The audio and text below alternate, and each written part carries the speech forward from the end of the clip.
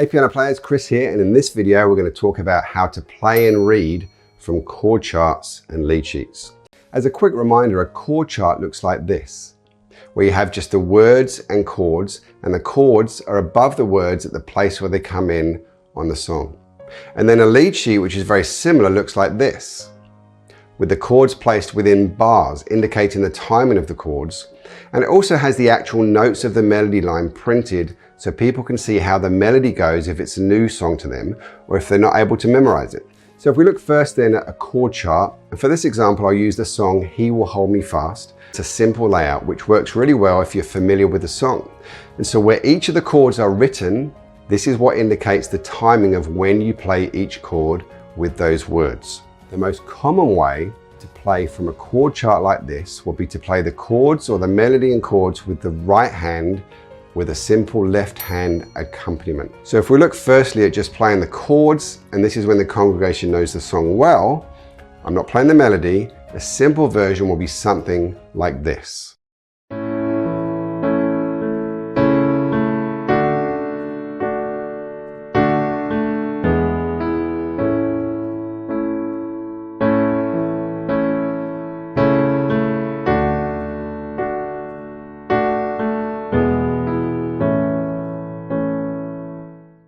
Then if the congregation needed the melody, you would want to be playing that in the right hand, but to fill it out with notes from the relevant chords, keeping those notes under the melody note, which is another reason it's good to know your chord inversions. And that would sound something like this.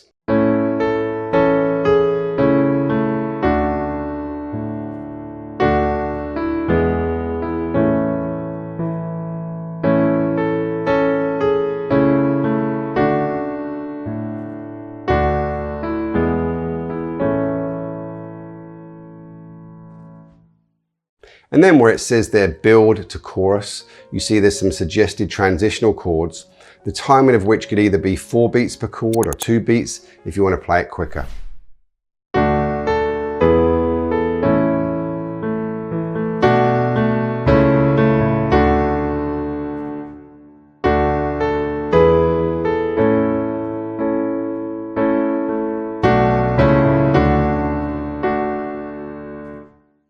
There's also 6 different slash chords in that song, which, as you learned in the last video, means that you play the second note in the chord in the bass with the left hand. There's no key signature with a chord chart, but usually, not always, the first chord is the key. So here it's the key of A. And if not, it's almost certainly going to be the last chord in a piece, will be the key of the piece. So when we use a chord chart like this, if we're familiar enough with the song, which is what we want to aim for, this gives us lots of room to add our own embellishments, creative ideas, and even improvisation. As long as we're doing that in a complementary way, not distracting the congregation as they sing. And we'll be looking together at lots of ways that we can do this later in the course. So if we look next then at a lead sheet with chords and melody, and for this example, I use the song When I Survey. As you can see on this sheet, there's a key signature, 1 flat, which is the key of F.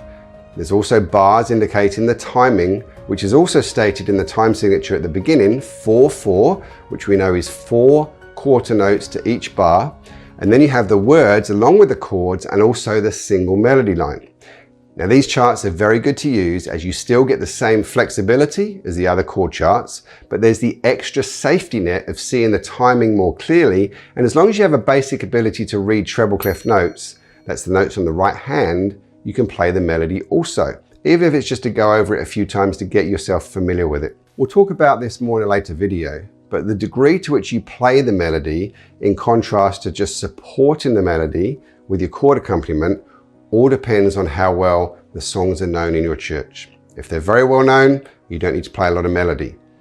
If they're not so well known, you will need to provide a strong melodic lead. One of the things that you do have to watch out for with both the chord charts and lead sheets, like this example here, is that you have the words repeated under the melody for each verse. They're stacked up together. Now it may be different for you, but I find that I need to retype these kind of chord and lead sheets because I just find it too hard with my eyes to follow the words for each verse as they're stacked up and read the chords above. I just get them all muddled up. This is more of a problem, of course, when I'm singing and leading, and not so much if I'm just playing. But I do like to try and sing along when I play, even if I'm not leading the vocals.